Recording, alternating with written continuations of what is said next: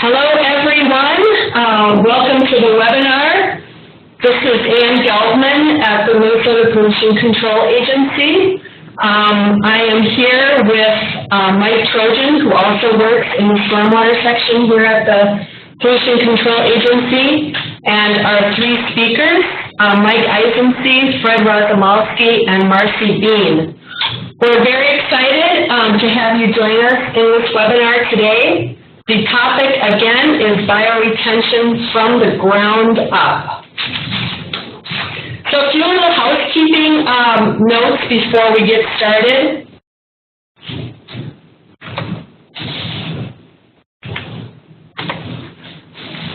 Please use the chat box if you have any questions for the speakers, and we will try and answer any questions that you have during the webinar.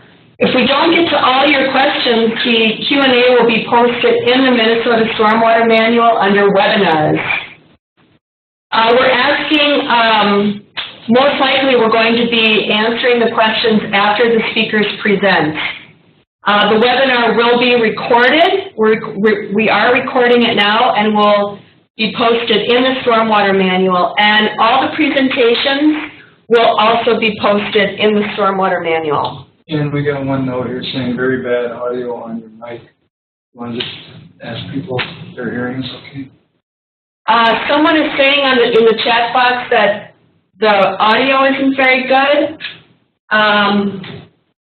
Somebody said you can quiet now. Okay, and someone is saying that I don't need to talk so loud. So I'm not quite sure what to do here, but we'll continue on. It's better. Okay, it's better. I won't yell. All right, so on to the next slide here. We are offering professional development hours, 1.5 PDHs. You can access your certificate after the webinar in the Minnesota Stormwater Manual, the webinars page. We do keep track of attendees, so that's really the only way you can get your certificate. You have to show proof, and we do keep a record of the attendees. So again, our presenters today, Mike Eisenstein is the administrator of the Middle St. Croix Watershed Management Organization. Fred Razumowski is a registered landscape architect with Bar Engineering. Marcy Bean is a professional landscape architect with the Mississippi Watershed Management Organization. And I am Ann Gelbman, your moderator, and I work here at the MPCA. Contact information, Mike Trojan, who is also in the room with us, he is the main person for our Stormwater Manual. His email address is there. And then to search for the Minnesota Stormwater Manual, you can just go to Google or type in the address there. So Mike is going to talk about the objectives for today's webinar. Mike? Okay, thanks, Ann. As we've worked on the manual over the last couple of years, it's become apparent that the manual largely was a design manual and so forth, and bioretention, media, and vegetation have kind of been taking a back seat. We've been finding out from many folks that this is often, these two are often reasons for failure of some of the bioretention systems that we're seeing.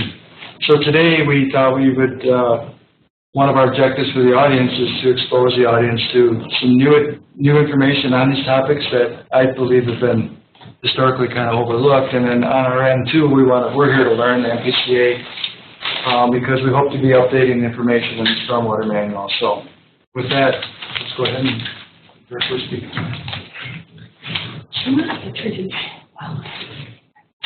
Oh, sure. Okay, so our first speaker is Mike Eisenstein. Mike currently serves as the administrator of the Middle St. Croix Watershed Management Organization.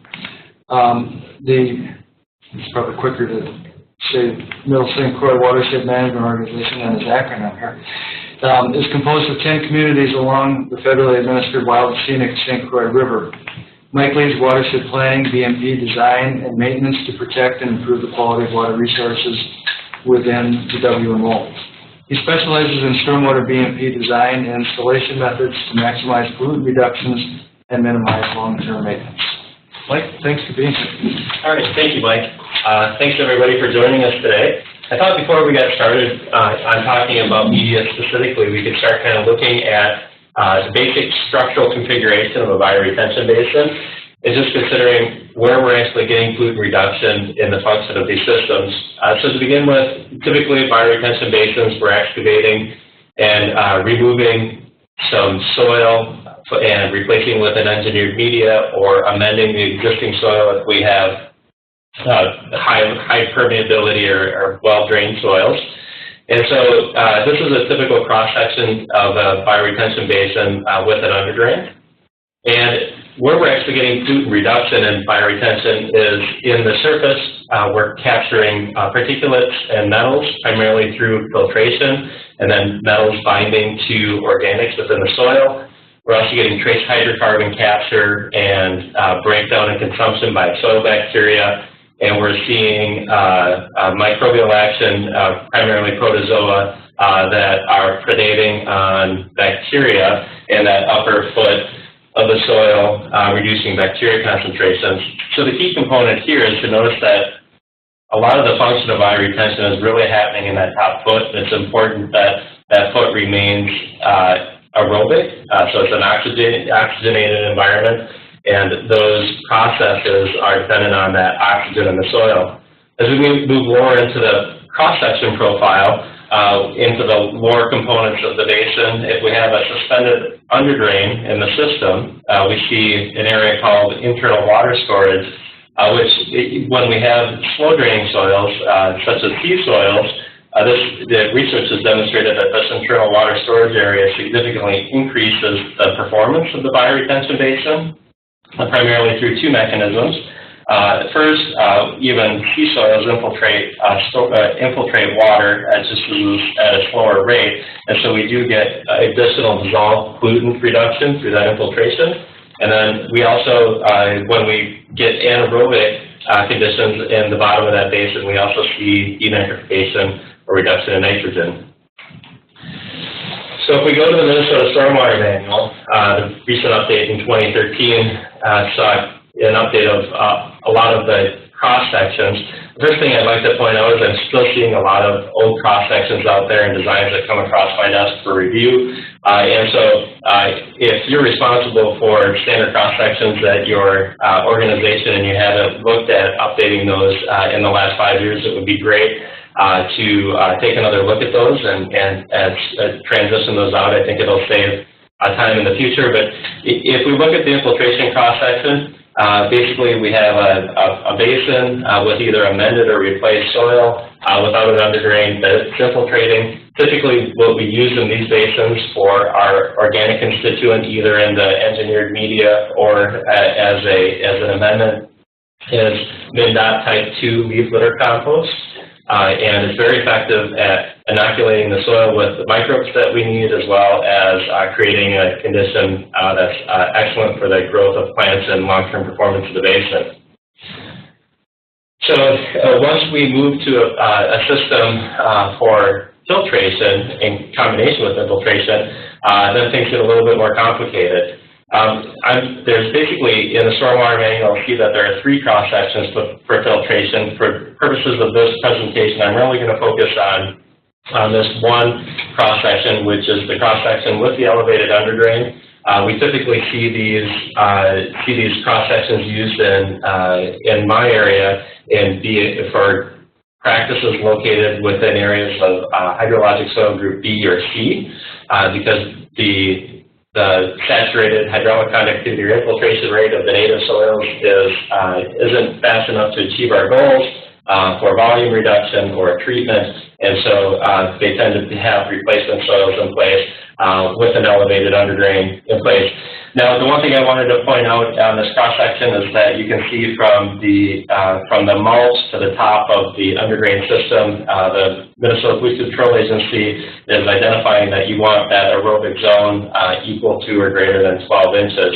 And they don't actually specify in any of the materials, including the mid-calculator, what the maximum or minimum depth is underneath that underdrain. It's just that once we get that underdrain elevated in that replacement media, we'll see better performance.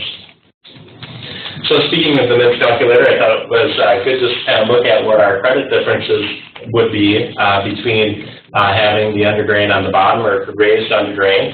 So this is basically just a simple model to use. For example, this is 1 acre of impervious and 1 acre of turf draining to 1,000 square foot cube essentially that we're using for our example here. And in this example, in the red box on the upper left of the screen, you'll see that the underdrain is not is actually on the rested on the bottom of the native soil. It is not suspended. And you'll see that our total phosphorus reduction credit for that design is 18%, and the native soils here are hydrologic soil group B. And then in the lower left, you'll see that we've raised the underdrain. And you can see that the phosphorus credit, the phosphorus reduction credit has almost doubled for that to 34%. So once we're looking at putting an underdrain in an engineered media, we really want to think about what's coming out of the underdrain. A lot of work that was done from 2006 until the 2012 or 2014 that happened that occurred around the United States, including at the University of Minnesota, was looking at the effluent from the underdrains of bioretention cells. And what they found was that there were certain scenarios where these basins would export more phosphorus than they were, export higher phosphorus concentrations than was found at the inlet. And this was primarily because of a high phosphorus index in the soil media that was being used, and that included soil medias with compost mixed in, because the compost is a high nutrient material.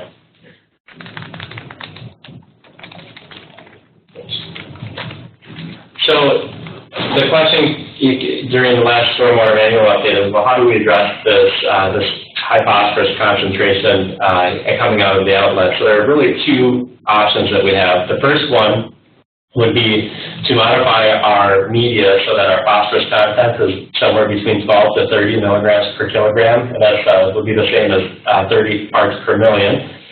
Or we can incorporate a soil amendment to facilitate the absorption of the phosphorus. And then, of course, both of these we want them to support vegetation, and as part of as a bioretention basin, vegetation plays an important role in the capture and processing of these pollutants that we're targeting.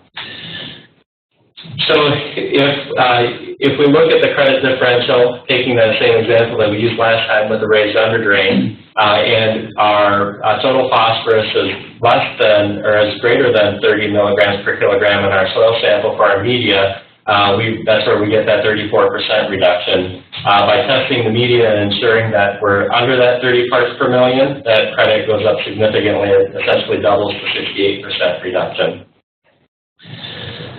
So if you look at the stormwater manual, you're going to see that there are currently 6 mixes that are recommended, as well as some testing protocol or some targets for media composition to perform as both a growth media as well as treating pollutants.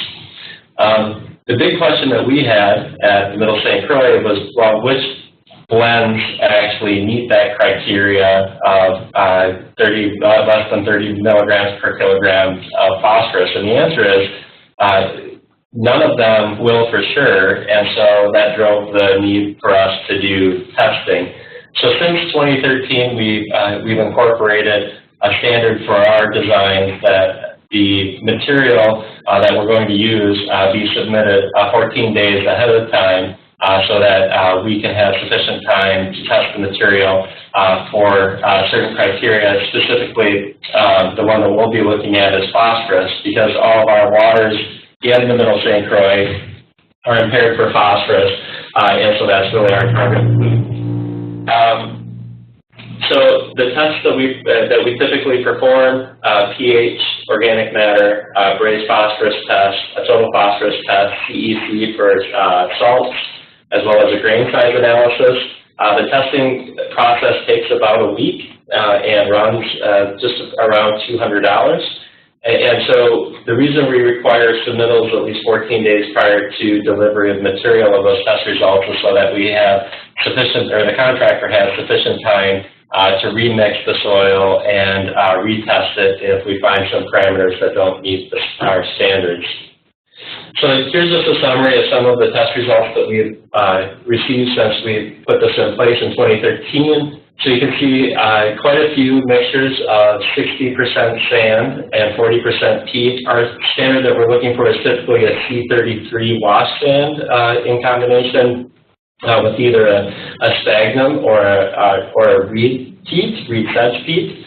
And then, so we had 3 samples of those submitted, and they ranged from 10 parts per million or 10 milligrams per kilogram to 26.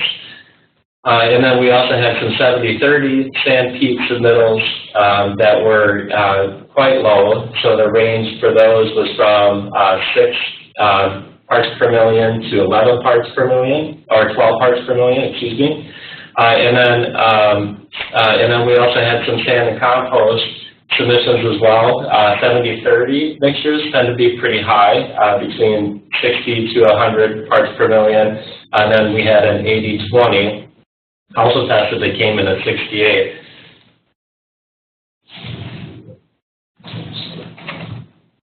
So what we're currently using right now for our standard, our target priority was something that was locally available and that met that phosphorus reduction threshold, as well as soluble salts, organic, we need organic content, and we need pH ranges. And so we're currently using 70-30 sand, sphagnum, peat mixture.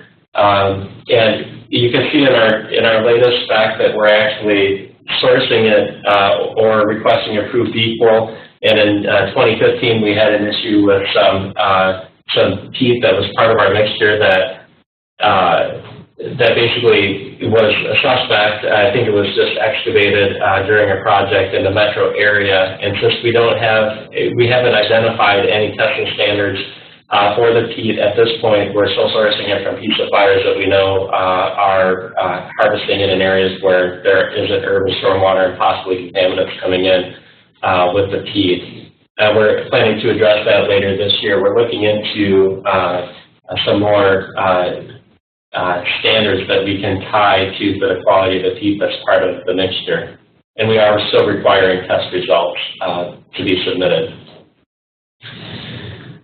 So the next thing that we can do is we can look at incorporating soil amendments to facilitate the absorption of phosphorus.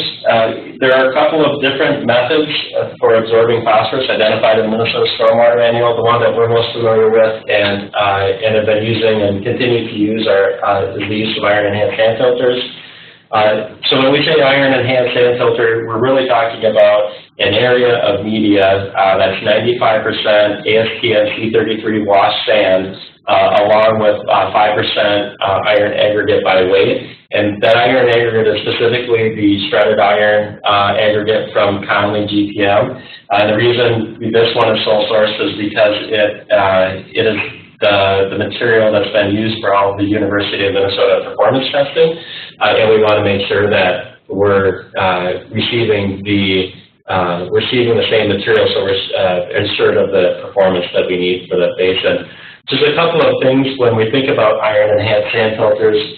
The first one is there actually isn't any evidence that integrating that iron in with a mixture of other constituents other than sand, for example, compost or peat or fines, there isn't any evidence that that mixture actually works.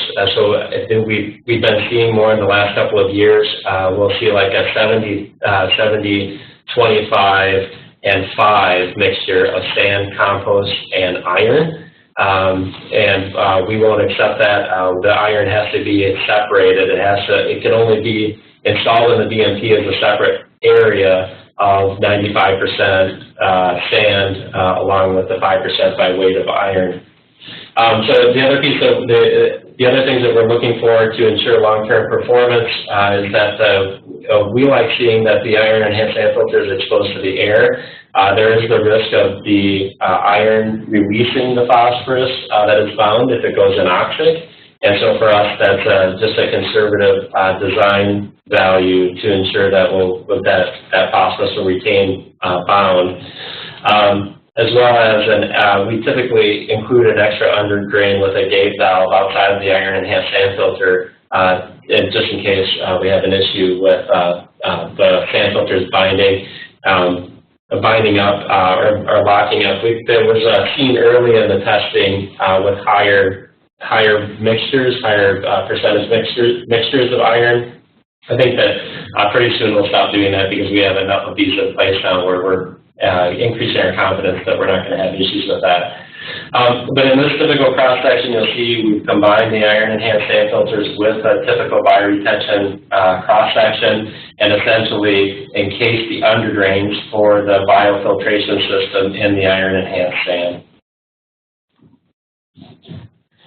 Here's another example that points out two other components. Remember, the third component key for design is that the systems have a high flow bypass, and that's part of the Minnesota Stormwater Manual and is a design standard for all bioretention for us. And then the other component that we're working on is maximizing filtration prior to discharge of the iron-enhanced sand filter. So in the plan set below, what I did is I highlighted in yellow the area of the biofiltration basin that's actually the iron-enhanced sand filter, and then the underdrain is contained at the lower portion of that iron-enhanced sand. And so we want to maximize water flowing through the media into the iron-enhanced sand filter before hitting the underdrain. The other piece that we've seen is if the iron-enhanced sand filter has encased the underdrain and it's near the inlet, that the area near the inlet tends to use all the binding spaces more quickly, and so we see that the performance of the iron-enhanced sand filter degrades quicker over time. We also are looking at designs that ensure that we're maximizing contact with all of the iron-enhanced sand to get those removals. We quality control the material simply by collecting 1,000 gram media samples and oven drying them ourselves, and then pulling the iron out with a magnet and weighing the iron filings until we're within 10% of all of our results. So the data or the science behind this approach really came from two papers in 2007 and 2012 from the University of Minnesota that showed that 5% iron in sand has the potential to bind 80% of the soluble phosphorus in bench scale testing over a period of greater than 30 years. And in that 2012 paper, they expanded on that further, which helps us with, which goes a little bit further for helping us size the iron-enhanced sand filter. Working off of that 2012 paper, basically back calculated to a rule of thumb that we use, which is 20 yards of iron-enhanced sand. The 5% mixture has the capacity to bind 15 pounds of soluble phosphorus. And so that's how we do our sizing. We work backwards from how many pounds of soluble phosphorus we want to bind over the life of the BMP. And then we divide that by our 15 pounds per 20 yards, and then we multiply it by the 20 yards. More recently, there was another bench scale test, some more bench scale test work done by Dr. Weiss, and the way they composed their bioretention cells was compost amended sand on the top with the iron-enhanced sand filter in the middle of the system, and then the drainage structure below. This is what those bench scale tests look like. And the data from that study looked very promising as well, which is if you look at the red lines on the top, the solid line is the total phosphorus reduction of the mesocosm with the iron-enhanced sand. installed, and then the dashed line is the soluble reactive phosphorus in that system. And so considering we get 36 to 40 inches of rain in the metro area per year, the treatment depth of 2,500 inches is a significant amount of flow through for the system, and so that looks promising. And the blue lines down below are the controls of is the control, which is essentially the 70-30 sand compost mixture bioretention basin. You can see that there's quite a bit of there's not as much phosphorus retention in that system. This is also reflected in the MIDS calculator. So in the upper left, there's the question of is there an additive to attenuate the phosphorus? And if the answer is no, even with the underdrain suspended, and see on that one, hold on, we have the underdrain is suspended. But we have not tested our media, so it's over 30 milligrams per kilogram, so it could be a compost sand blend, and there's no attenuation of phosphorus, and our reduction for that is 34% total phosphorus reduction. And then down below, we are adding that iron enhanced sand filter to the system, and that increases the removal of total phosphorus to 46%.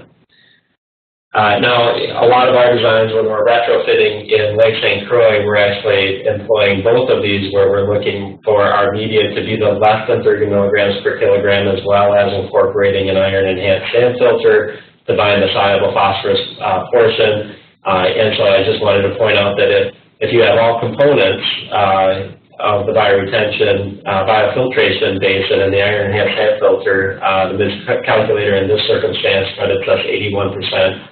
Total phosphorus reduction. And actually, I'm running a little bit low on time here, so I'm going to skip over that one, but I will give you an example of what that looks like in a project here. So this is actually being installed this summer. That's been let. It's a retrofit at the Stillwater Junior High. It's a stormwater pond. We're essentially taking stormwater from a stormwater pond, and then also some direct runoff from a parking lot with some pretreatment, and putting it into a large biofiltration basin with 2 iron-enhanced sand filters. We've got 1,440 cubic feet of iron-enhanced sand with a binding capacity of 40 pounds, and our anticipated annual dissolved phosphorus reduction will be about 2.1 pounds per year, and total load reduction of 12.5 pounds per year for this project. So I think the cross-section on this one is the interesting one. So really what we're doing here is we're building this treatment train into the entire basin. So really the plants and media don't need the organic content or the nutrients all the way through a 3-foot profile. So the first 2 feet of our biofiltration basin is just an ASTM coarse wash sand media. And then the upper foot, where we have that anaerobic process, is the biofiltration media, and that one is the 70-30 heat sand mixture we were discussing earlier.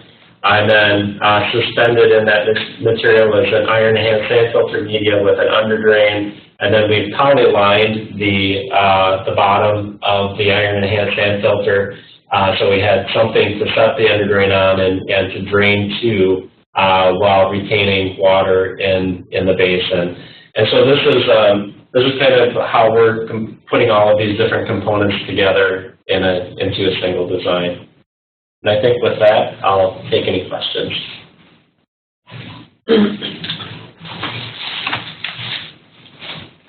Well, we're not seeing any questions yet. Please submit I have a couple, but please, if you have questions, submit them. Now, I mean, you can submit them later. Mike will be here, I assume, the whole time. You can answer them later, but if you have questions, please submit them. But I'll go ahead and I think we just got one. Oh, yeah. Okay. Have you looked at using biochar instead of stagnant? I have not. Okay. Okay. So I don't know much about biochar either. I do know that it's being looked at, I believe, quite a bit now, and maybe it's something we need to take a look at in the manual and see if we can get some information in this. Any issue of growing plants in low phosphorus systems? Yes, actually, that's a very good question that Fred's going to answer for you. So one of the nice parts about designing the iron enhanced sand filter in the biofiltration basin, so we have a combination of soils, and what we found with some of our older projects is that plants that tend to be rhizomatous will actually spread and grow in the iron enhanced sand as long as they have one plant or a piece of the plant that's in regular media. And so we do have a short list of plants that we've noted have done well in the system where you have both the biofiltration media as well as the iron enhanced sand. And we did in 2012 in Dakota County, there's a basin where we planted transects across it. And you can't differentiate between the iron enhanced sand filter and the bioretention media any longer because it's fully vegetated. There's another question here which I'll embellish a little bit is, can you use steel filings that cost less? And maybe I'll expand it a little bit. Are there any other materials in general that you've worked with that would work for phosphorus retention? Yeah, in the earlier paper that I demonstrated from that I had on the screen from the University of Minnesota, Andy Erickson looked at a number of different iron-based products in order to bind phosphorus, and for reasons that he could probably answer better than I could, the iron filings were the most effective, and that's why the research has continued with those. There may be other products or approaches out there that haven't been tested yet, but that's really kind of the area where I lean on Andy at the St. Anthony's Falls Laboratory to answer questions like that. I'm glad you mentioned that because actually I asked Andy last week because I got that question from somebody. And Andy sent me some information that looks like it's going to be published sometime in the next month or two or a few months on that specific topic. And my impression was, yeah, the iron enhanced stuff did perform better, but I'll bug Andy to see maybe when they're going to get that information out there because I think it's good information. And then iron mining tailings is brought up. I think that was another one that was also being looked at by Andy. So I'll talk to Andy and see what his time frame is for that. Maybe if I could ask one really quick question before we move on to our next speaker. So you mentioned that you require testing for all your mixes, if I understood, and that includes mixes C and D, where in the manual we basically assume that if you use those mixes, you're good to go on phosphorus, so that's not what you're finding in the field? Yeah, that's a good question. We haven't had C and D submitted as a mixture to this point, but our testing, the tests that we have seen are pretty strong indicators that if there's compost mixed in the media, it has a good chance of exceeding the soluble phosphorus limit. So we would certainly want to see the test results for those before I felt comfortable crediting it for phosphorus reduction in the St. Croix. Okay, good. Okay, thanks. All right, well, moving from the ground up, we are moving on to our next speaker, and I'm going to ask Mike to introduce the next speaker while I bring up his presentation. Okay, Fred Rozumowski is an urban ecologist and landscape architect practicing sustainable land design through Bar Engineering Company in Minneapolis, Minnesota, where he also leads the Green Infrastructure Practice Group. His work strives to regenerate ecological systems in built environments while accommodating the needs of people. Fred is also a lecturer on issues of water conservation, soil regeneration, and human adaptation to our changing climate. Fred has been adjunct faculty in the Department of Landscape Architecture at the University of Minnesota. His work ranges from writing citywide green infrastructure plans to restoring native ecosystems to designing college campuses, incorporate incorporate urban environments that feature perennial food crops and extensive lawn elimination. I should have him come over to my house sometime. And I should have submitted a sort of bio. That's fine. Thanks for being here, Chris. Yes, thank you. Happy to be here. So I'm going to talk about plants today, and especially in the light of what Mike has just been talking about in low nutrient conditions. And want to remind everybody that the purpose of all these basins is indeed for water quality and water volume reduction. There are side benefits of things like creating habitat and pollinator habitat, but I really consider those a side benefit and not the primary function of these basins. Really, we want to get a plant community going in order to keep the soil open for good infiltration and absorb nutrients. So we've ended up creating in these basins some conditions that are very difficult for plants to grow. Extremely wet, and then in dry times, extremely dry. And in very poor soils. So as Mike was saying, they're coming to mixtures that are clean sand and peat. And there are not a whole lot of plant nutrients in that system, especially the primary plant nutrient that is needed, nitrogen.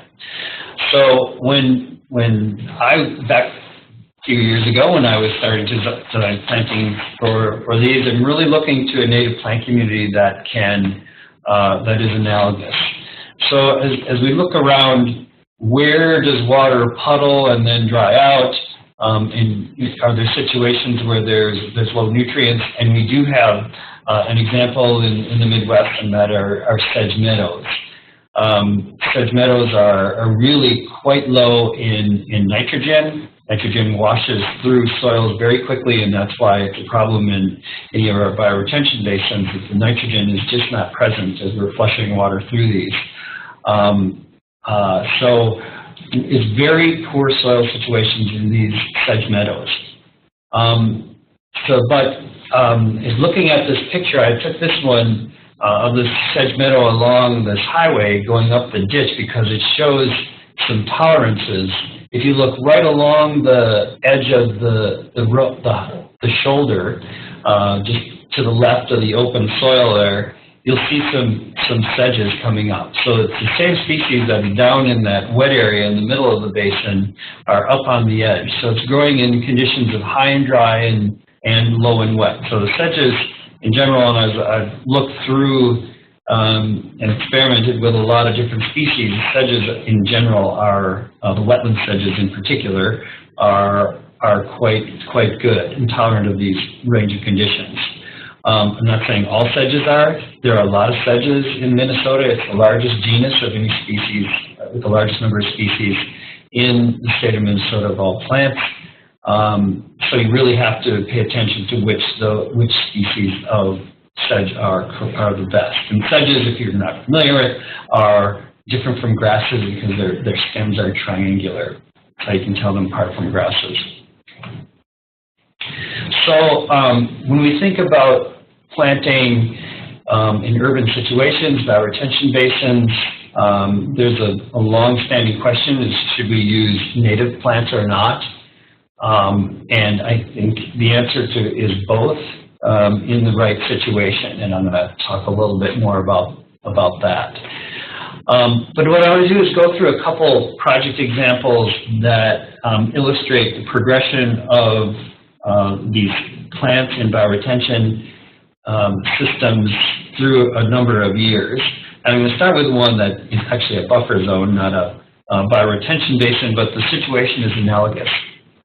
This is Lakewood Cemetery in Minneapolis. There's a 5-acre lake within the cemetery where they wanted to create a buffer zone. So it was a great situation, and there were no weeds present to begin with. So we designed a buffer zone planting with 58% wildflowers, 42% grasses and sedges, and a total of 64 species. So we have a very beautiful, diverse planting here to create what the cemetery desired was, a very beautiful flowering buffer zone smack dab in the middle of the cemetery. And indeed, that is what arose. For a number of years, the wildflowers are looking really quite spectacular, have really beautiful photographs of as this huge diversity of wildflowers grew and established up until a certain point. So here it is 11 years later, and to me it actually looks more like a natural lakeshore or a sedge meadow zone around a wetland. If you go to a native situation, a lake or a stream or a sedge meadow, because of the nutrient situation and a number of other factors, the diversity is often not that high. Actually, the diversity in this buffer zone around the entire lake is the same as what we planted. All those species are still present, but really the sedges took over and dominate. And sedges are an excellent species for a buffer zone. They collect blowing leaves and hold them in the buffer zone rather than let them get into the natural water body. But if you go to a native plant community, here's a couple examples. You know, what does it really look like? There are a lot of sedges and grasses and reeds, and it's not a profusion of wildflowers. So when we get to, 11 years later at Lakewood Cemetery and see this, well, we really should have expected that, and it really is quite natural, and it really is great at functioning well to absorb nutrients in the basin, so it functions really well. Here is a bioretention basin at the University of Minnesota in Duluth, and this is a filtration basin. The soils there in the red clay plain of the Lake Superior and do not infiltrate water, so there is a sand trench through the middle of this basin that is filtering water as it exits through a drain tile. So here it was in 2006.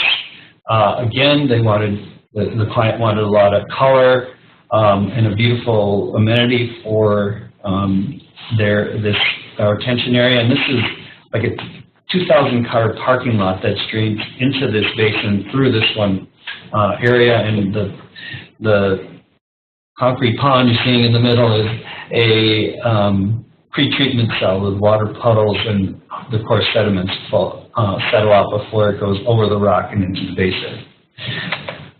But here is the same basin. How many years later is that?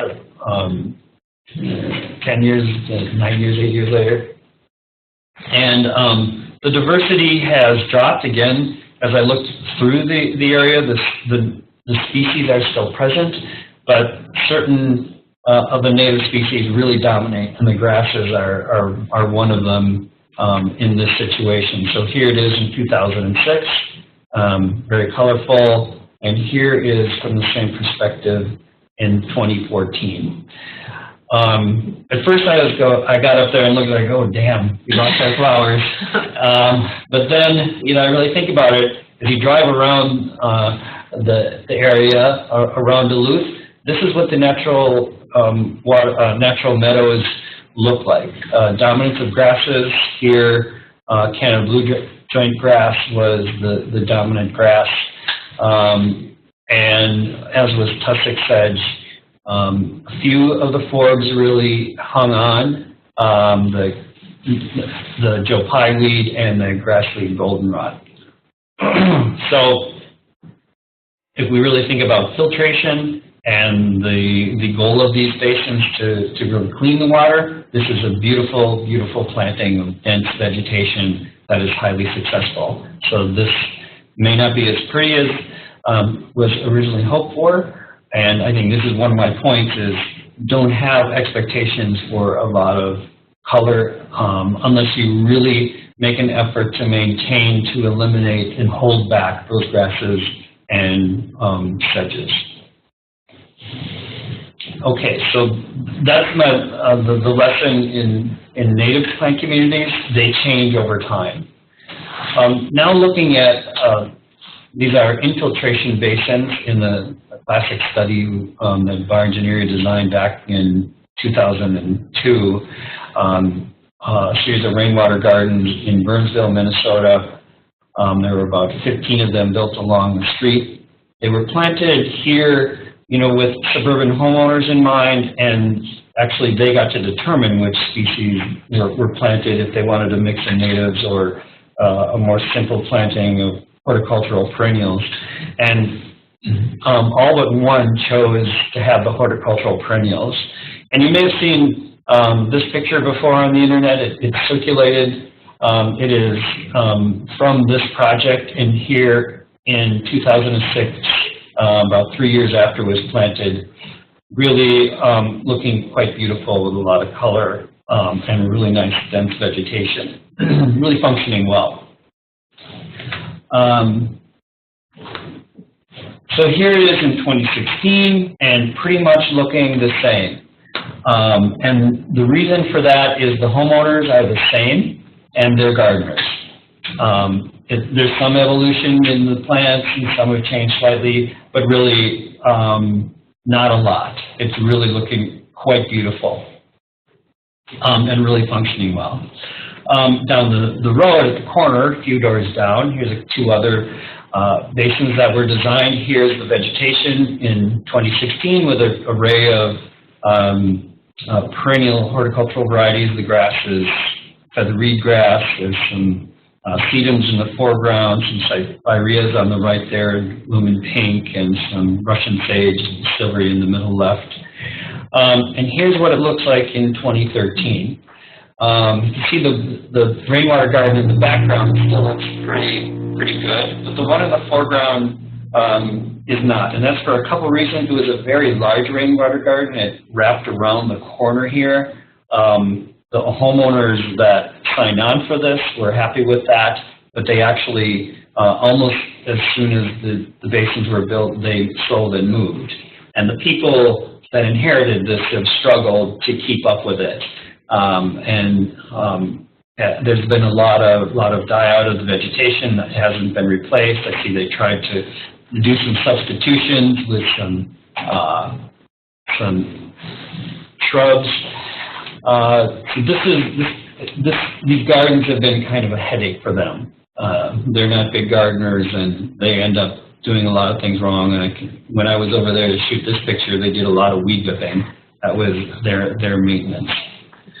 So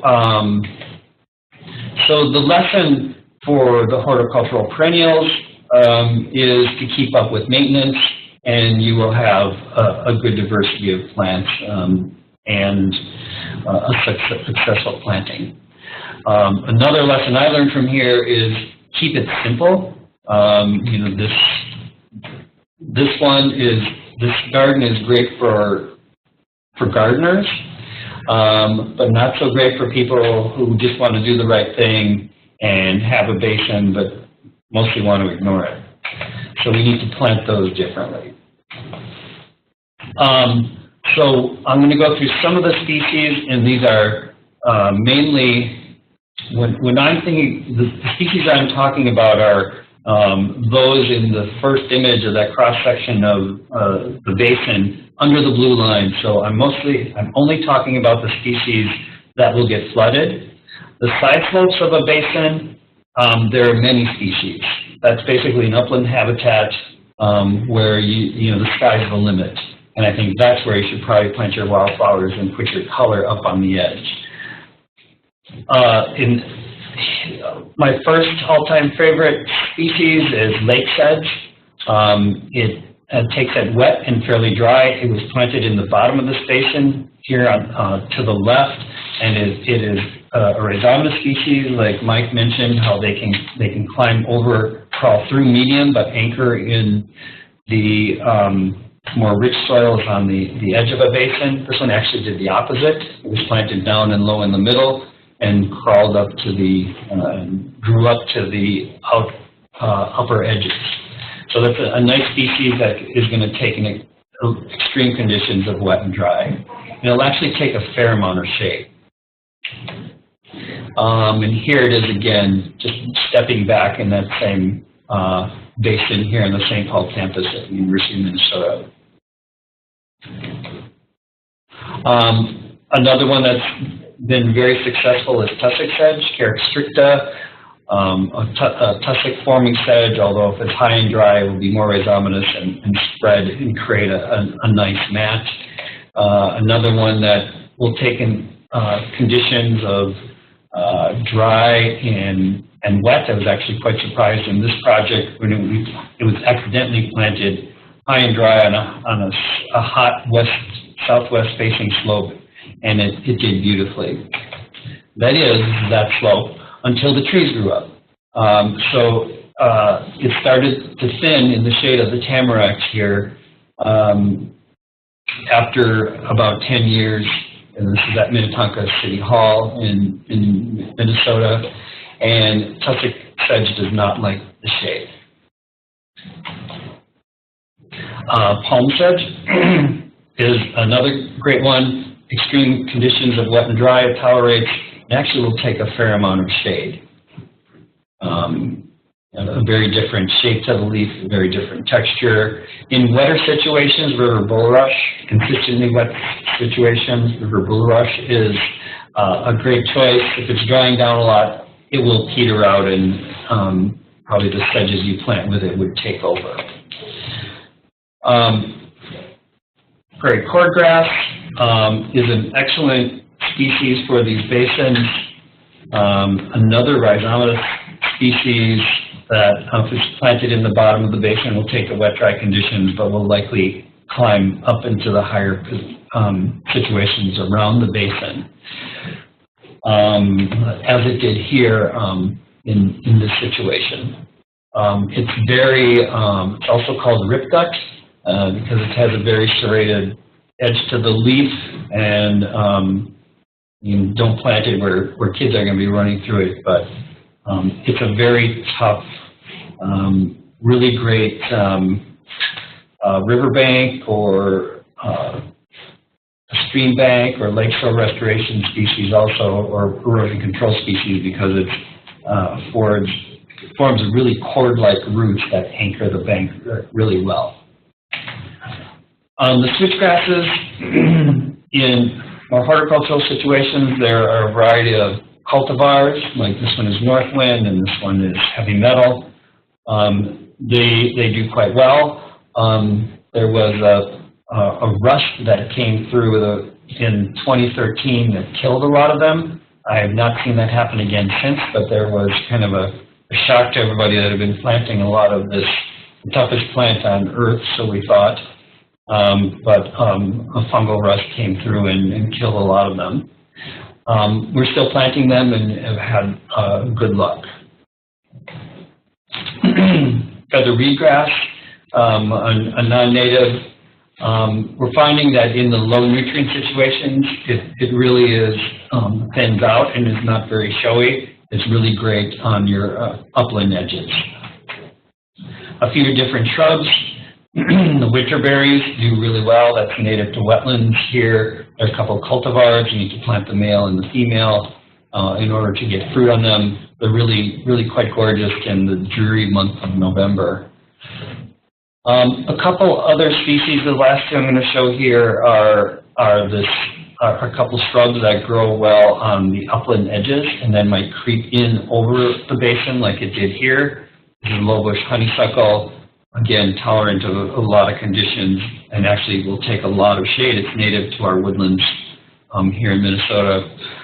A great plant to plant as a monoculture. Here we're not getting the diversity that we may like to have in certain situations, but this is very much a low maintenance situation, which a vast majority of people I work for are looking for. Rolo sumac is another one to plant high and dry, and it'll creep over and make a nice edge to a basin. The trees in here, by the way, are swamp white oaks, and they do great here in the middle of this. This is an infiltration basin. I guess we did have a couple more. Couple forbs. Oops, that was my timer. Got a couple more minutes. Okay, name that tune. Sorry about that. The deer love these, by the way. The deer like these? Yes, Yeah, the deer. turtlehead. Yeah, but the deer do not like sedges. So another plus for sedges. Joe Pye weed. The deer like Joe Pye weed? Yes. Yeah. That's the other thing with the forbs. They're often quite sweet and wildlife like them. But these are a couple of forbs that do well in this situation. Canada anemone is rhizomatous, forms a big mat over the basin. All right, so my last point is, remember that the purpose of these basins is to improve water bodies, improve water quality and protect the water bodies downstream. Yes, secondary benefits of creating habitat and pollinator habitat. Native plantings tend to lose diversity. You might have a few species of each, but the broad sweeps of color are likely not to happen unless you really manage them and control the grasses and forbs that will outcompete them. In my opinion, I like native plants in large basins because they move so much, they change so much. A big part of their life cycle is reproduction by seed and rhizomes.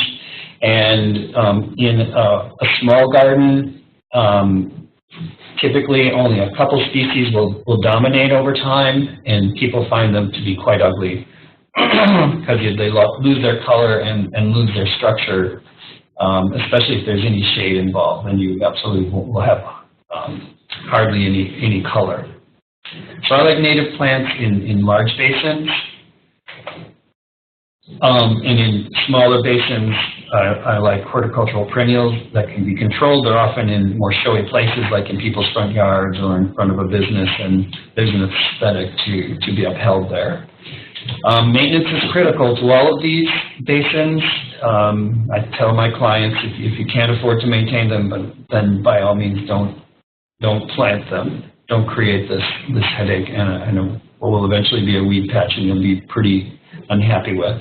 But they can be designed to be simple and lower maintenance, mainly by planting a lot more simple plants like sedges in the bottom of the basin and maybe some of the shrubs around the edge. And then we get to choose those plants that will tolerate low nutrient conditions, and I'm really pushing the sedges. Wildflowers don't do so well. So, and then plan to adapt. This is not engineering. I work in an engineering firm where everything is really kind of cut and dried. You size the pipe and it works, typically, or you make it out of concrete and it holds up for a while. But these are biological systems and they change. It's one thing you can always expect. So have an adaptive management plan and be flexible and be ready to make some changes in the future. And that's what I got. Okay, great. Please submit questions. We've got one, and I have a couple, but I'd rather hear from other folks. Please submit your questions. The one that we've got at this point is, how did tamarack do in the bottom of the basin? Tamarack does great, although I'm still planting them, but I was just at the National Adaptation Forum here, and saw a talk on the demise of tamarack in Minnesota and in the Midwest because of eastern tamarack beetle, which is life cycle is being expanded not by the warmer winters, but by the warmer temperatures of summer. They have a longer breeding season and they can do a second life cycle. So you may want to not plant a tamarack unless you're fairly isolated. The insect doesn't fly great distances, so it might be, in the middle of town, it might be fine, but it's kind of in trouble in the Midwest. I would say though, I do plant, floodplain species and swamp species often in and around retention basins. We have a couple more questions now. I see shredded bark mulch as a suggested surfacing for rain gardens. Doesn't it float and wash away easily? Yep. So we use shredded hardwood mulch in all our basins, and sometimes it floats. If you find something better, let me know. It's the best thing we have so far, and you're just going to have to rake it back. Over time it knits together well, and the goal is that eventually you're not going to have to mulch at all, That's why I like these rhizomatous plants that will form a continuous mat. The other thing is I tend to plant really close together. I don't have a lot of space between plants so that it does fill in quickly and you don't have to use mulch in the future. Do you need to weed out volunteer trees fairly aggressively? You do need to weed out volunteer trees. In urban situations, they're the biggest weed, so absolutely. A question maybe for either one of you or both of you that I have. And I'm a soils person by background, so intuitively the answer would seem fairly straightforward, but as these systems get more and more established over time, have you seen infiltration rates increase in these systems? Because I know initially you might see a decrease in some of these bioretention systems, but can that be compensated in the long run by vegetation? Well, I haven't done any study. Here's my theory. I mean, vegetation, especially plants that are changing, like a sedge, they emerge. They create a connection in a sediment between a barrier of sediment, the connection between above ground and below ground. They blow in the wind. They send new sprouts up, and so they're breaking that area that clogs and allow the water to infiltrate. And then also they die. And their root systems, they slough, prairie grasses slough 20% of their root system each year, leaving root channels where the root decays over time. So then there's great infiltration capacity. I've not done any studies to that. I haven't read any data on long-term study on that, but that's my theory. I can ask one more question really quick. It's not on here, but it's another one that I have. I'm not a biologist, so I'm familiar with some of the work that's out there, the work by Sean, who's the other guy, Rusty Schmidt, for example. But do you see any value? I mean, you showed a lot of species that seem to have benefits in one area, like holding the soil, or maybe more nutrient uptake, or more tolerance of wet conditions. Are you familiar with any references that are out there, or would there be value in something that allows a quick kind of comparison between different species versus different types of things that you might be looking for in building a bioretention basin? Does that make sense? Yeah, you're looking for a spreadsheet that sorts them into growing conditions, and there are lots of them. I co-authored the lakescaping book for the Minnesota DNR, and there's a very extensive plant list in there, sorted by growing conditions, so that is one. And then Dan Shaw's publication through Stormwater Plants is another. So those are two that off the top of my head I can think of. Okay, well, we'll try to get those in the manual. Okay, great, thank you. You're welcome. Any other questions, Mike? Nothing here, no. All right. I think, again, moving higher into trees, we have Marcy Bean. And Mike, you want to introduce her? Sure. Marcy Bean is the Capital Projects and Stewardship Specialist at the Mississippi Watershed Management Organization. A landscape architect and arborist, Marcy's worked for over a decade in landscape and stormwater BMP design, and now oversees large-scale project grants that integrate green infrastructure to improve water quality within the Mississippi Watershed Management Organization. So, Marcy, thank you for being here. Thank you. Okay, so I am going to focus a little bit on trees and a little bit on stormwater, and then show a few Twin Cities-based case studies, and we'll kind of talk through a lot of different things without honing in too specifically, so please contact me with questions. This is kind of the overview of what I'm going to be talking about today.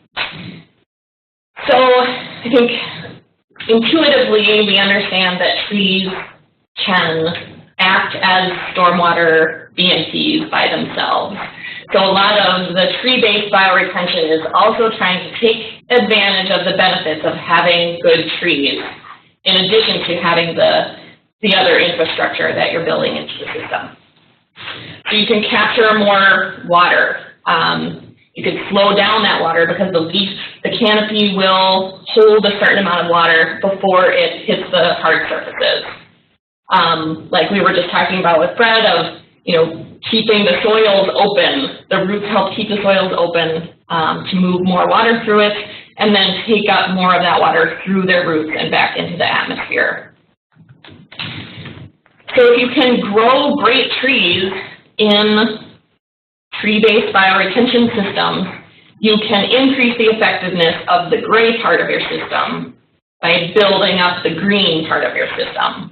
And the bigger the trees, the more stormwater benefit that you're going to get from that system. So I'm going to talk about trees first, and part of that is just thinking about if you're going to plant a tree and not expect it to also function as green infrastructure, what would that tree need to survive? So it needs good soil. It needs uncompacted soil. So if it's compacted with construction equipment, those roots aren't going to be able to get through that soil very easily. The volume of water that you provide for these trees is going to benefit, and I'll show you a couple slides of that.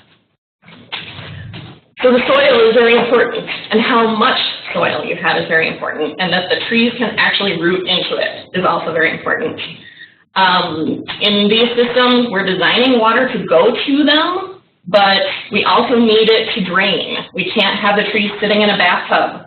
So you have to think about both having enough water for the tree to thrive, but not too much water that it's just going to drown. The other part tied to that is that you might want to consider supplemental irrigation. If you're focusing just on managing stormwater, there's going to be a chunk of the year that those trees aren't going to be watered naturally, and you're going to potentially be adding stress to that tree. And trees take maintenance, just like with all of these systems and the other plantings within bioretention, it requires maintenance all along the way. So talking a little bit about soil volume, this was from Casey Trees in 2008, and it basically is talking about, if you think about the canopy of the tree that you want to grow, you need to provide approximately the equivalent of the spread of the canopy in soil volume. So there's some numbers in there, and you can dig into the Casey Trees information a little bit to get more detailed into that calculation. But the gist of it is the more soil, the bigger the tree you can grow. So if you're planting a tree that could get to be 60 feet tall, you may want to plan for some more soil. Here's another way to think about this, more on a graph basis for those of you that really like graphs. In this example, so this is from Deep Root, for a 32-foot canopy, you need approximately 1,000 cubic feet of rootable soil. So again, you can kind of check out that calculation. So there's a lot that goes into choosing trees, right? You want it to look nice. Depending on the space that you're trying to plant it in, there's going to be better species for better places. You want to give the tree the ability to grow to its sort of ideal form and size, based on where you're planting it and what shape you ultimately want that tree to get to. And again, if you give the trees the ability to grow to their capacity, there's also a whole host of social benefits that those trees can provide as well. Trees have to be tough. In the urban environment, we're asking them to do a lot. They have to be tolerant of not only the tough conditions that they're being planted into, highly impervious surfaces, dealing with the stormwater, but also with the shifting in climate. So a lot of us in the tree field are starting to think about if there are new types of species that we should be trying to grow here that historically had not been in our zone. But as we see populations of certain trees like the ash decline, we're looking for other solutions. So you want to think through your designs and figure out if all of the trees needs have been provided for in your design. So again, you're trying to plant, in my case, we're looking at urban conditions, and depending on the street in, let's say, downtown Minneapolis or downtown St. Paul, it could be a different microclimate. It could be shaded from the buildings next to it. It could be a little wind tunnel through the town. So it has to deal with a lot of extremes, and so you have to choose tough species for what you're trying to plant them in. You also need to think about the trees at planting. So I think lots of times as designers, we specify what trees go in, but we may not be there right when the trees are going in or selecting the trees that get planted. And they can get planted with defects that are going to cause a problem down the line. So try not, can't plant them too deep. That could be a whole other presentation on it by itself. There's more information at the University of Minnesota if you're interested in some of that. But paying attention to what you're planting at the time of planting is really important. And then again, just kind of what are we asking trees to grow through and deal with and tolerate. The other thing to keep in mind is that trees are still living things. You are going to have some loss. I think that some of the statistics I've heard is, plan for about 10% loss. When you first do that planting, there's going to be some stress. And so you need to plan for that. It's still a living thing that has to deal with all of this stuff. So it is an investment, but it's worth it if you can put the time and energy into building these systems. Nothing's perfect, so we also want to balance the needs of the trees with what we're trying to do for stormwater. So talking a little bit about the stormwater design, I'm just gonna loosely call the rest of these BMPs tree trenches. So how I'm sort of defining a tree trench here is that it's an area where you're planting trees, intentionally directing stormwater to them for stormwater management. So it's going to cover a lot of topics, but so from here on out, whatever I call a tree trench is going to be trying to do these two things: grow trees and manage stormwater. So first, the pictures that you're seeing here are different types of inlets. So how are you getting water into the system? What is your water source? Different water sources are going to have different impacts on the trees. Where you're bringing the water into. So in the case on the left, that's an inlet right at the tree opening. And while that does pose some challenges, at least even if you get a small rain event, that water is going to go to that tree first before it gets distributed through the rest of the system. But then you have to pre-treat it. So if this inlet is also your pre-treatment device, you're going to have to go in there and vacuum out around that tree to make sure that doesn't get clogged up.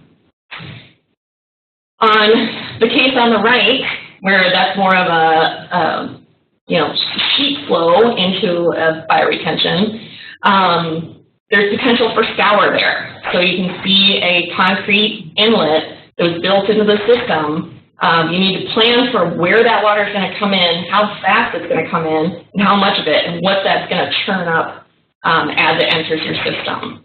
And in all cases, they're all going to require maintenance. So thinking through what your capacity is for maintaining these systems and trying to work with that. In the case of the outlet, again, what you're trying to do is try to hold in water to manage the stormwater, but not drown the trees. So there's a fine line. And again, it's all site dependent. It depends on how your soils infiltrate and all that good stuff. But it's an important design consideration for stormwater.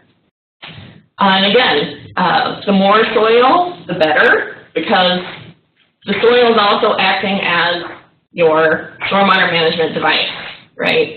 So the more volume of soil you have, the more stormwater you can manage within that system. And adding trees into the system can do so much more than just having the having it be gray infrastructure. So I'm going to show you a case study for each of these different tree-based technologies. So the one on the left is structural cells. So the gist of that is that you're building in a subsurface system that can support the sidewalk or the other pavement, parking lot, whatever pavement, can support the pavement so that you can put in whatever soil you want. So there can be a lot of different benefits from doing that. It does tend to be a more expensive option. I think there's some debate on if you were looking at just the quantity of loam soils or good planting soils that you could bring into the system in this case versus a structural soil. There's the case that there's more actual rootable soil volume there versus an aggregate. So there's pros and cons for each method. The one in the middle there are structural soils. I think we're all familiar with those now, but in general, they're an aggregate-based system and can be done a little less expensively. But then you're also looking at as a volume, how much of that volume is rootable and also available for stormwater storage. The image on the right is a proprietary device. There's lots of them out there. This is just my example for this case. You can also do your own concrete units. You can design your own for your site. I think the downside of this is that there tend to be a smaller soil volume. So again, if you're trying to grow one of those 60-foot trees, this might not be the best option for you depending on how much space you really have. The pro to that is that typically they're a little bit easier for, let's say, standard maintenance crews to maintain, because they're used to going out and vacuuming out sumps, and it could be done similarly. So the first case study I'm going to talk about is the Mark II project that was done in downtown Minneapolis. So this is using the silva cell system or the structural cell to hold a loam-based soil, and the inlet into this system are permeable pavers. So again, downtown Minneapolis, you're getting about as tough of conditions as you can for trying to grow these trees. So this is an interesting case study to kind of see how the trees do over time. These were images from the city of Minneapolis. At left is before they put in the system and the challenges for the site. You can kind of see the silva cells going in and the soil being installed within them in the middle. And then after you get a sense of the permeable pavers and the trees at the time of planting. So just for kicks, Maureen and I went out last week and took some pictures to see if we could figure out how big these trees had grown. In some cases, the trees are not doing so well, or they have, and this goes across case studies, they may have been replaced at some point, but in the images that I'm showing you are the ones that seem to be doing quite well in the systems that they're planted in. And there is some information at the right for this case study. This is also available on the MCCA website. So you can see that this, oh, now I can't tell which species this was. I meant to look at that. I feel like it was a swamp white oak, but I could be wrong. So you can see that it has grown quite well in the 7 years since it was planted. They do not have a supplemental irrigation system in this case. They used gator bags when the trees were first planted. I would argue that if you're planning on permeable pavers being the only inlet, you do run a little bit of risk of, but if those pavers get clogged, you're not managing your stormwater, and you're also not watering your trees. So it's, you have to really take that pretty seriously when you're dealing with permeable pavers. So you can see some of the data here. I think just glancing at the corridor as we were going through, the honey locusts seem to be doing quite well. as well as the swamp white oaks. I'm going to be kind of interested to see if I can get my hands on some more information about specific species and how they've done in all of the case studies. So this is the central corridor in St. Paul. So this was, it's also called the Green Line. So this one is a little newer, and it does a combination of permeable pavers and inlets off of the street. So it's managing the street runoff, which is challenging from a stormwater perspective. So we're really excited to see a case study like this. They did use the Cornell University structural soils. And I guess I could have mentioned that. So the previous case study was about 580 cubic feet per tree. And we're just a little bit more than that here with the structural soil. There is also some more information on the PCA website about cost per tree and all that good stuff I didn't get into here. This project has over 1,000 trees planted in it, and so there are a lot of different species. I've got a list here later. So here's a cross-section of generally how this one was built. It doesn't show the inlet. The interesting thing to me about this is that, you know, two different types of aggregate, so the CU structural soil, and a separate cross-section for, you know, basically like a clear stone that has the perforated pipes in it. And talking with CAP Region, I understand that the pipes act both as conveyance, so getting the water in from the inlets, and it's sub-drainage, so that those trees aren't sitting in a bathtub. So what I'm going to show you in a couple slides here is how they had to manage that. So structural soil, I mean, for the sheer size of this project, I think that structural soil was a good, cost-effective way to design and implement the tree trenches. It'll be interesting to see how, as the project gets older, how those trees continue to fare. So this is some of the performance testing that Capital Region requested of the project. So the one at the left was basically, they wanted to make sure that the pipes actually did what they were supposed to do and that you couldn't just bypass the whole system. So you have to think about that, especially when you're in this super long linear system. If you've got an inlet coming in high, it has the potential to just shoot that water down the pipe all the way to the end and not ever come into contact with the soil. So that's really what they were trying to do here. So they did have to modify the orientation of some of the perforated pipes when they were installed. Not all of them were at the design angle, so the 1 o'clock and 4 o'clock for the perforations, to make sure that water didn't bypass the soil. So they did some modifications later. The other test that they did was looking at how much volume they could get between inlets, let's say. So they did end up putting in sort of a barrier. So rather than having a big linear open trench, they put in these barriers so that they kind of treated them more like these little pools individually, to allow them to actually hold some water before it moved down the line. So the point here, I guess, is to need to pay attention even post-construction and see how the project's doing whenever possible. So this was one of the elms.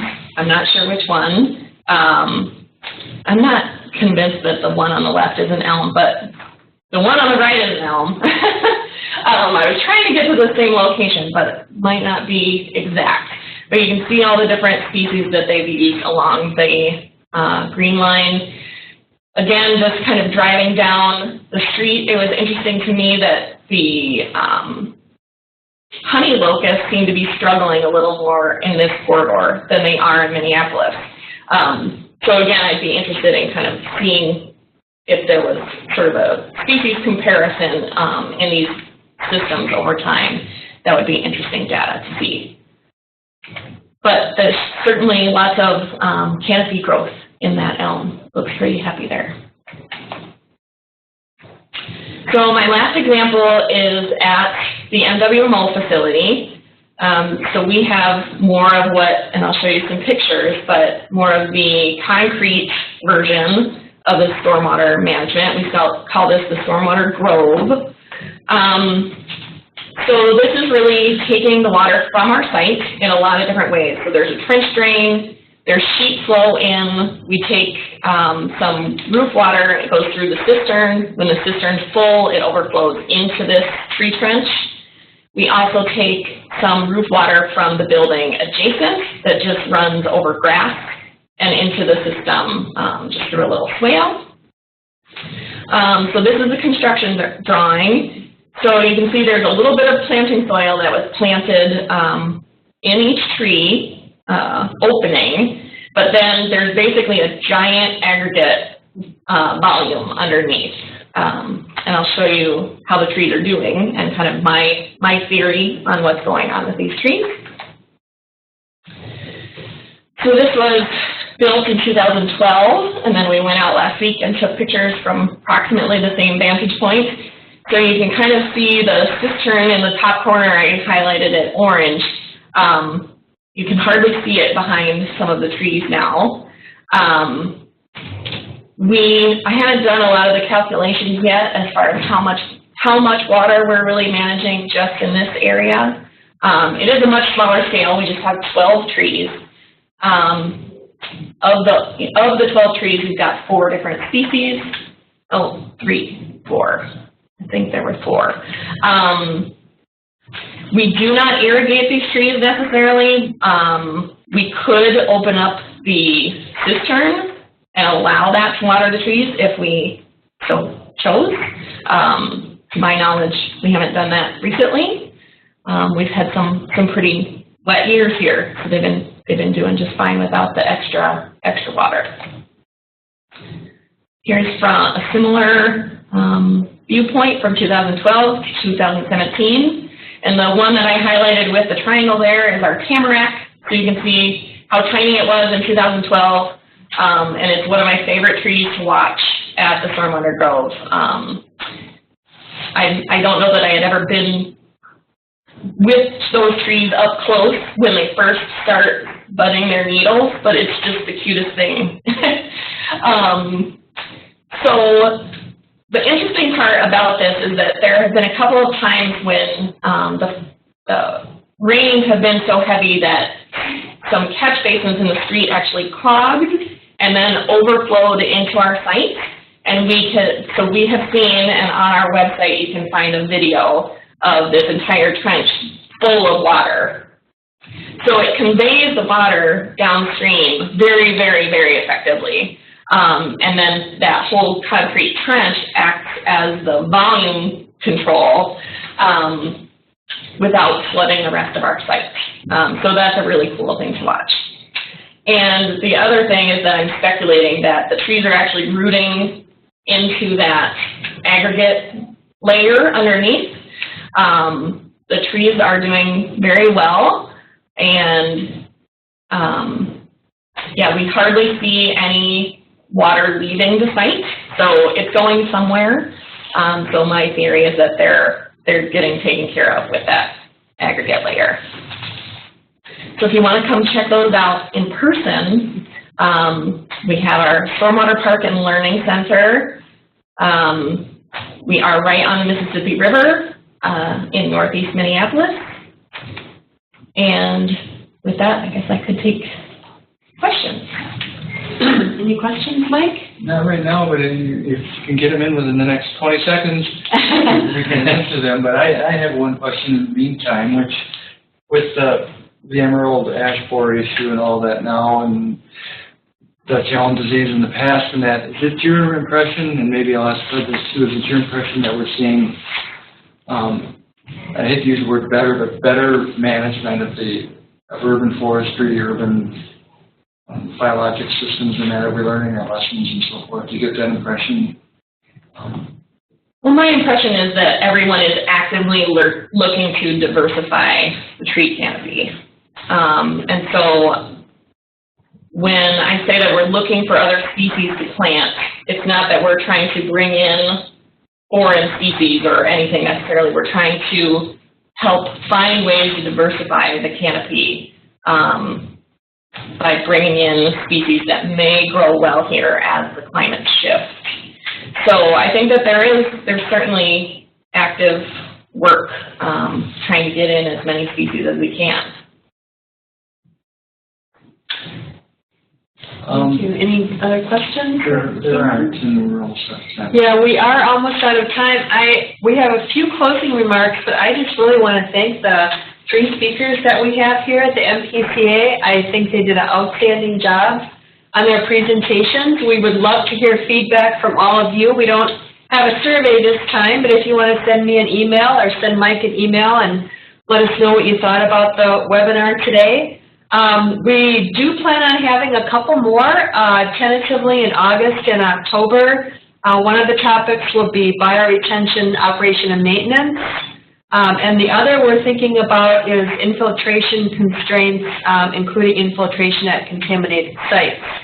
So again, let us know what topics you're interested in, and if you have some ideas for speakers, if you're knowledgeable in this topic, please let us know and we can arrange to have you come here and sit with us and do a webinar. It's kind of fun. So I will be sending out Gov delivery notices on those as we plan them, and also we'll be posting them in the Minnesota Stormwater Manual under events. Again, just to reiterate, all the materials that were presented today and the recorded webinar will be available in the Minnesota Stormwater Manual under communications and webinars. So you can look for that in the table of contents. Your PDH certificate will also be available there for downloading. And we just wanted to put in a little plug here to visit our blog. It's MN Stormwater. And again, you can find that in the Stormwater Manual. And then give us a call if you want to post something in the blog. We're trying to get more participation in that blog. So with that, in honor of your time, it's 3 o'clock, and I'd like to say thank you once again to the speakers. And all the questions and answers that came in will also be posted in the manual. So with that, I think we can sign off. Thank you very much.